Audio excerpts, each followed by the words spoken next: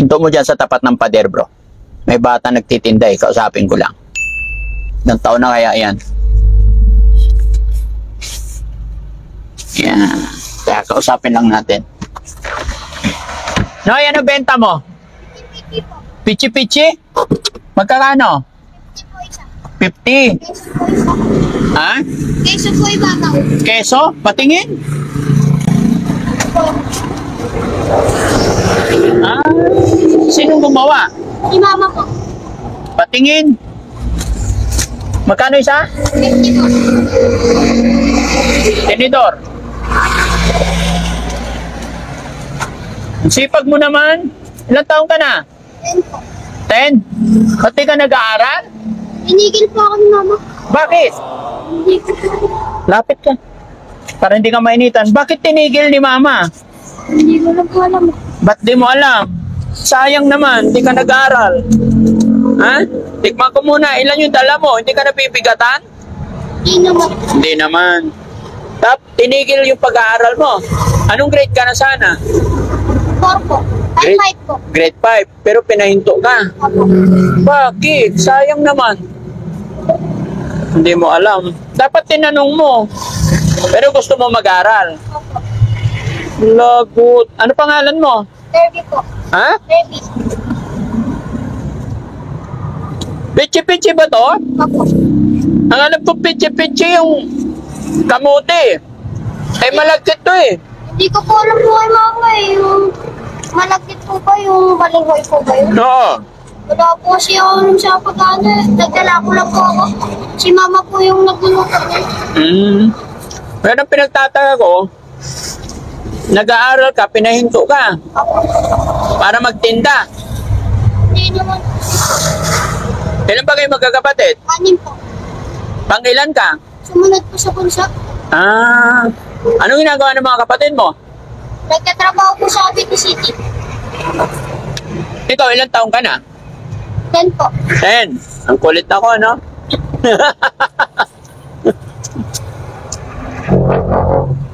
Masarap naman. Ikaw, gusto mo kumain? Kumain ka na ba? Makakain ko lang po. Ito po, nagmerienda po ako tinapay. Anong merienda mo? Tinapay po. Upo ka para hindi ka mahirapan. Ayan. Lapit ka dito. Ayan. Kayo, gusto nyo kumain para makabinta yung bata, oh. Tikman nyo. Ito po, tinidor ko yan. Oh, bigyan mo tinidor.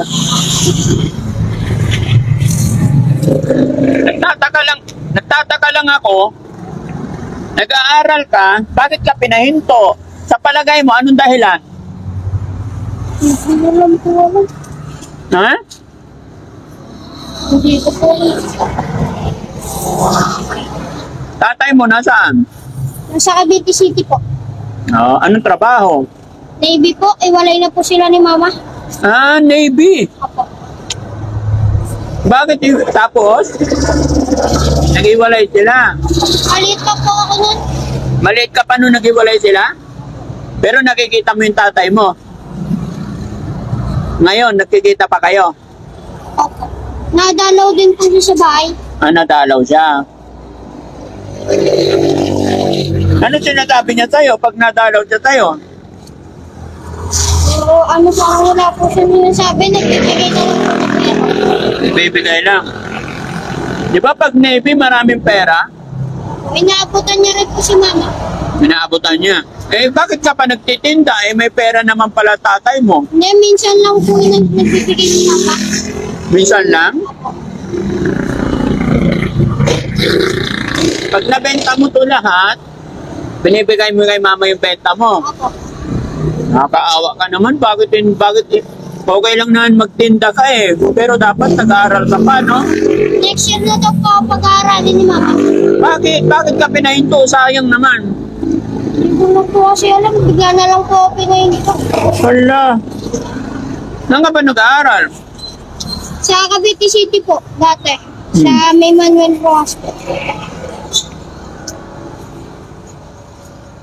Ano sabi ng tatay mo nung pinahinto ka sa pag-aaral? Wala po siyang sinabi. Hindi niya po alam na pinahinto ko. Ay, hindi alam ng tatay mo. Anong gusto mo paglaki? Fireman. Fireman? Bakit fireman? Wala po, gusto ko lang. Masarap. Hmm.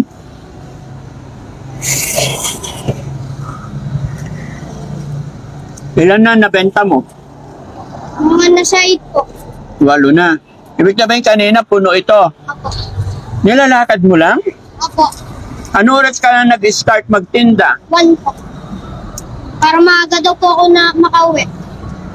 Pag uwi mo ng bahay, Nagpapahinga na po kami ni mama. anong trabaho mo sa bahay?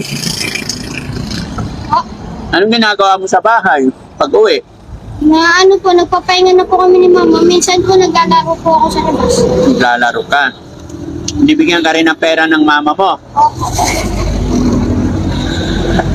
Sipag mo na, buti hindi ka nahihiya na magtinda. Hindi naman. Hindi naman.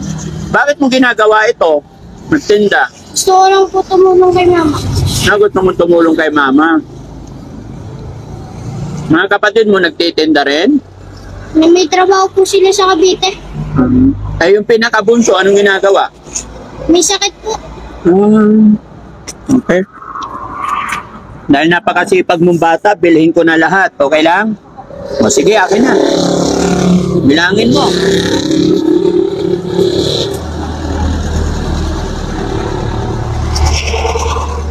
Ano yung pangalan mo ulit? Kirby po. Kebi?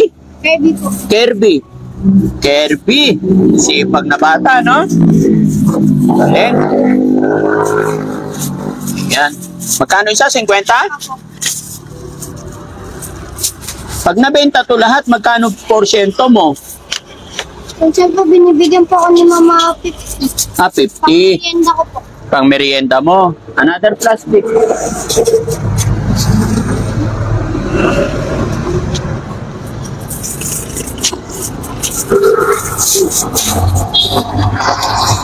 Pare-parehas lang yan? Okay.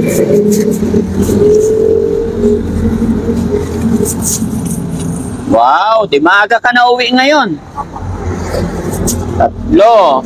Bali, 6, 8. Huwag na tayo plastic. So, magkano na lahat? Marunong ka magkwenta. Magkano na yon? 1, 6, 8, 9. 9. Plus po yung dalawa, 11. Hindi. 9 na lahat. Ayan o.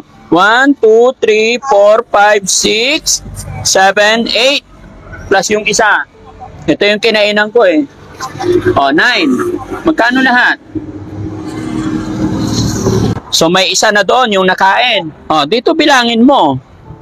O, 100. 100. O, 150. o, 200. 250. 300. nakalimutan mo. Kaya kailangan mag-aral ka ha. Para pag lumaki ka, magnegosyo ka, hindi ka maluloko. So ganito yun, no? 100, 200, kasi 50, di ba isa? So dalawang piraso is 100. 100, 200, may isa pa doon. Isama mo to isa, 300, 400. Plus may isa, 450. Oh, alam mo na. Kaya importante, mag-aral ka ha. Kahit anong mangyari, kausapin mo yung mama mo. Ituloy mo yung pag-aaral kay sayang yung panahon. No? Baka mawili ka na yan magtinda, baka hindi ka mag-aaral. Paglaki mo, kawawa ka. Di ba? Okay? O, sige. Anong hindi alam ng papa mo na nag-stop ka sa pag-aaral? Kailan kayo huli nagkita ng tatay mo? Nakaraan pa po. Mga gaano na katagal? Matagal na rin po. Matagal na rin. Kirby, naka-video tayo, okay lang? Opo. Okay lang. Shoutout mo na lang yung tatay tsaka nanay mo. Ha? Sabihin mo, nahuli ako ni Daddy Frankie. Oo. Oh. Sige na, shoutout mo, kumustahin mo sila? Kaya po. Huwag kang mahiya. Oh. Oh, ito, magkano yun? 450. 1, 2, 3, 450. Bilangin mo.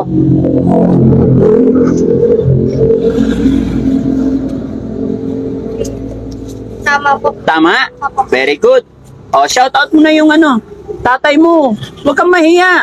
Ang ikinakahiya yung masamang gawa, pero yung ganito, proud nga kami sa'yo kasi ang sipag mo maghanap buhay. Yung biruin mo, mainit yung panahon, naglalakad ka mag-isa. Di ba? Oo. Mga kapatid mo, shout out mo na lang. Ano sasabihin mo sa mga kapatid mo? Naiya po. Mahiya ka. O, sige. O, may bigay pa ako sa'yo. Di ba, binigayaran na kita. Ito para sa'yo. Okay. Bigay ko na rin po kay mama. Ha? Bigay ko na rin po kay mama. Bakit? Tulong ko po sa... Ha? Tulong ko na lang po sa... At tulong mo na lang sa mama mo. Bakit? Bakit mo tinutulungan si mama? Wala po. Gusto ko lang po tulungan si mama. Bakit? Kasi po nung bata ko, naalagaan niya po kami. Kasi nung bata pa kayo, inaalagaan niyo kayo. Opo. Kaya ngayong matanda ka na, tutulong ka na rin. Ang bait mo naman. Bakit ang bait mo? Opo. Ha? Sige, eto, isa pa. Bigyan kita isa pa. Gusto mo? Sana, wala na pera. O, isa pa. Para sa'yo to.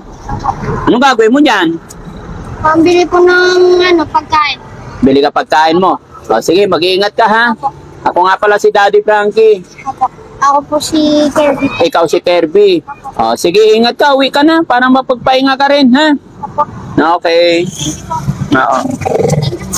Okay, napakasipag na bata, mga kababayan. Bigyan ko siya ng pera pero ibibigay na lang daw niya sa kanyang mama. Hindi niya inisip yung kanyang sarili. Sana lahat ng bata kagaya niya. Pero nakakapanghinayang mga kababayan. Anak daw siya ng Navy. Tatay niya pala, Navy. Pero naghiwalay sila ng mama niya. Kawawa talaga ang mga bata, mga kababayan, pag nagkahiwalay ang magulang, no? Biruin nyo sa edad 10. Although, para sa mga bata naman talaga yun, maganda mga kababayan talaga yung bata pa lang sila, natuturuan na sila magtrabaho, maghanap buhay, para pag bumuo sila ng pamilya, is hindi sila nahihirapan, advantage na yon. Kaya lang mga kababayan, sa edad din na 10, dapat napag-aaral. Hindi natin alam mga kababayan kung ano talaga punot dulo, no?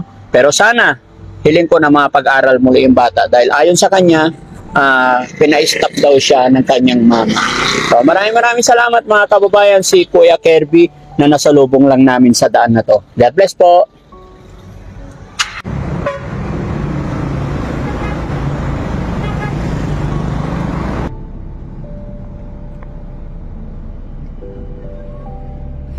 Bye.